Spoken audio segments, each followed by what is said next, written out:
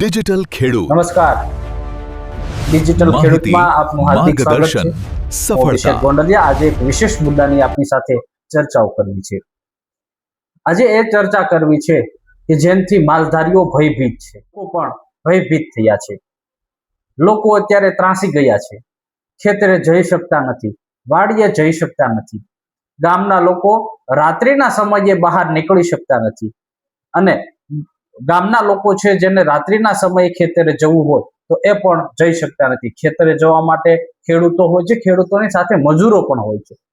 મજૂરો જો ખેતરે રહેવાનું કહીએ તો રહેતા નથી, જતા રહે છે. અને અત્યારે એક એ વિસ્તારની વાત કરવી છે, એવા વિસ્તારોની વાત કરવી છે કે જ્યાં રાત્રિના સમયે મજૂરો વાડીએ રહેવા રાજી નથી, ના પાડી દે છે. કહીએ કે આ ગામની અંદર જવાનું છે, અહીંયા ખેત મજૂરી કરવાની છે, અહીંયા રહેવાનું છે, તો ના પાડે છે. કારણ શું? એક જ કારણ છે, વન્ય પ્રાણીઓનો ત્રાસ. અને મારે આજે એ વિસ્તારની વાત કરવી છે, એ ગામની વાત કરવી છે કે જે ગામના માલધારી ખેડૂત અને એની સાથે ગરીબ પરિસ્થિતિમાં જે મજૂરી કરતા વ્યક્તિઓ ત્રાહિમામ પોકારી ઉઠ્યા છે. અમરેલી જિલ્લાના સાવરકુંડલા તાલુકાનું એ આપણે સાવર ગામ, જે જૂના સાવર ગામ છે એની વાત કરવી છે. એ ગામના લોકો આજે ત્રાહિમામ પોકારી ઉઠ્યા છે. કેમ? એનો એક જ પ્રશ્ન છે કે અમારા વિસ્તારની અંદર વન્ય પ્રાણીઓ આવે છે. અમારા વિસ્તારની અંદર વન્ય પ્રાણીઓ દ્વારા અવારનવાર ગાય, ભેંસ, બળદ, ઘેટા, બકરા આ તમામ પશુઓનું મારણ કરવામાં આવ્યું છે. વન વિભાગને રજૂઆત કરીએ તો કે થઈ જશે. શું થઈ જશે? કશું થતું નથી. અવારનવાર રજૂઆત કરવામાં આવે છે, તંત્રને રજૂઆત કરવામાં આવે છે કે ભાઈ અમારો પશુ છે વન્ય પ્રાણી દ્વારા મારણ કરવામાં આવ્યું છે, અમને એનું વળતર આપો. તો કે આ થઈ જશે. શું થઈ જશે? આ થઈ જશે. પણ શું થઈ જશે? આવા જવાબોથી ખેડૂતો, માલધારીઓ ત્રાહિમામ પોકારી ઉઠ્યા છે. ગામ જૂના સાવર, નામ છે કનુભાઈ લક્ષ્મણભાઈ, અટક છે રાઠોડ. આનો ત્રાસ છે એટલો તેની વાત જ નહીં. અને કપાસિયા અમે ખેડૂતની જેવી ભાગવી રાખી કપાસિયા સોંપવા જઈએ તો હારે પોતાને જવું પડે 4 જણાને હારે. એ કપાસિયા સોંપી રહે ત્યાં સુધી બાવળિયામાં બેહવું પડે સામું. આથી મોટો ત્રાસ તો ક્યાંય નહીં હોય 18,000 ગામડામાં જૂના હાવર જેટલો. શું પ્રશ્ન બીજો આમ જનાવરનો કેવો વન વિભાગ શું કહે છે? વન વિભાગ જો અમારા છોકરાના 3 ઢોર માર્યા, આજ સુધી 1 રૂપિયો દીધો નથી. ખાલી આવે એટલે પોટા પાડીને લઈ જાય છે. તમારા ગામમાં જે ઘટના બની એમાં શું કહેવું? અમારા ગામનું અમે તો કંઈ મોટું સિંહ જ ખાઈ ગયા છે. અને તો જ આ 8 દીએ કટકા અમે અમારા ગામના આગેવાન છે, અમે છીએ આગેવાન, ગોતવા ગયા તે 100 જણા 8 દીએ જડ્યા છે. અને એ વેચના ટુકડા. શું રજૂઆત સરકારને કાંઈ? સરકારને રજૂઆત પૂરેપૂરી છે. આ જનાવર અટાણે લઈ લે ને મોટો લાભ છે અમારે તો. નકર અહીંયા માલે નહીં રહે અને આ ગામની ખેડૂતની ખેતી તો 100% વણ પડી રહે. એક મૃત્યુ થયું છે, હવે બીજા મૃત્યુ અટાણે આજ દાળિયા કહેવા ગયા હતા, અમે પોતે આગેવાન જ થઈ તો એ કે દાળિયા નથી આવું, ત્યાં સોંપવામાં તમે કાંઈ હારે વાવ નહીં અને જનાવર હોય જ નાવલીમ. હવે આ પ્રોબ્લેમ અટાણે ઉપડ્યો અમારે. સરકાર શરીર જો તાત્કાલિક રાહત કરે તો અમારો મોટો ફાયદો છે. મેં કીધું ખેડૂતો શું કહે, માંગણી શું કરે? મૂળ માંગણી એ છે જનાવર લઈ લે અહીંથી તો અમે ખેતર તો વાવી ગઈ. આ માલવાળાને પ્રોબ્લેમ છે એથી ખેડૂતને તો મને એમ છે કોઈ વાવવા નહીં આવે. ગામમાં આવી જાય જનાવર? અરે કાલે જ હતા આખા ગામમાં વંડી ટપી. આ 3 ઢોર કાંઈ એમણે સીમમાં થોડા માર્યા છે, લઈને વ્યા જાય બારા. પછી એને તગડવાય નહીં જ જવાતું પાછું. તો વન વિભાગ કાર્યવાહી કરે તમારું? આ કાર્યવાહી એમ છે આ તાત્કાલિક લઈ લે.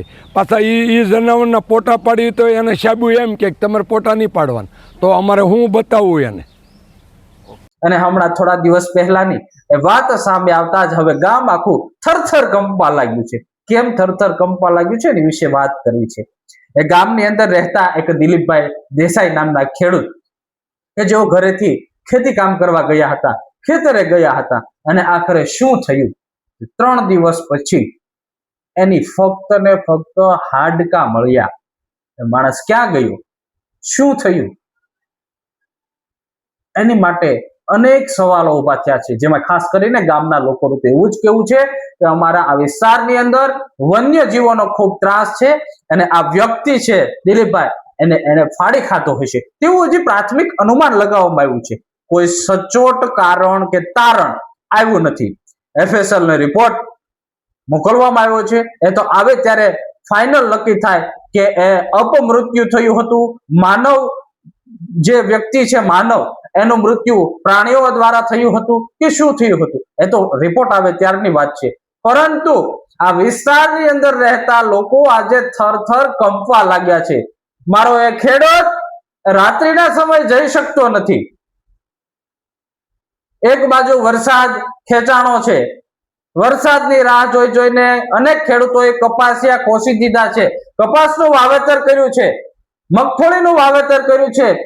પાણી વાળવા જવાનું હોય અથવા રાત્રિના સમયે મગફળીના વાવેતર કર્યા બાદ જંગલે ભૂંડનો પણ એટલો ત્રાસ છે કે ખેડૂતને રાત્રે 3, 4 કે 5 વાગ્યા સુધી બેસવું પડે છે વાડીએ. અને એ સમય દરમિયાન આ ભયભીત થયેલો મારો ખેડૂત આજે બાપડો ને બિચારો બનીને વન વિભાગ પાસે જાય છે. ભાઈ રબારી જૂના હાવર માલ સારવા જઈએ, માલ ખાઈ જાય તો એનો સંભાળ કોઈ લેતું નહીં. 3 ઢોર ખાઈ ગયા છે, એનો પત્તો જ નહીં, કાંઈ સમાચાર નહીં, કાંઈ નહીં. હવે સારવા જવા ઘરે રાખવા, આખો એની માથે ગદરણ હાલે અમારે. વન વિભાગ શું કહે છે? હે વન વિભાગ શું કહે છે? વન વિભાગ કાંઈ પૂછતા જ નથી. ગ્રુપ આખો લઈ જાય છે, કાંઈ જવાબ નથી આવતો. 3 ગાવો માર્યું, 1 ઠાંઠો માર્યો, એનું કોઈ સંભાળ જ નથી લેતા. લખીને વયા જાય છે, ફટાકડા લેતા જાય, કોઈ પછી પૂછતું જ નથી કાંઈ. કોઈ સહાય મળી તમને? કોઈ વસ્તુ નહીં, 1 રૂપિયો નહીં. ગામમાં કેવો ત્રાસ જનાવરનો? ફૂલે ફૂલ. સીમમાં જવું 9 વાગે ઘરવું ને ગાડમાં ત્યાં વિચાર કરવો પડે. 8, 9 જણા હોય તો એ થાય. નગર ખાય હતા તે પડખેથી આવીને ધ્યાન કેટલું રાખવું કયો.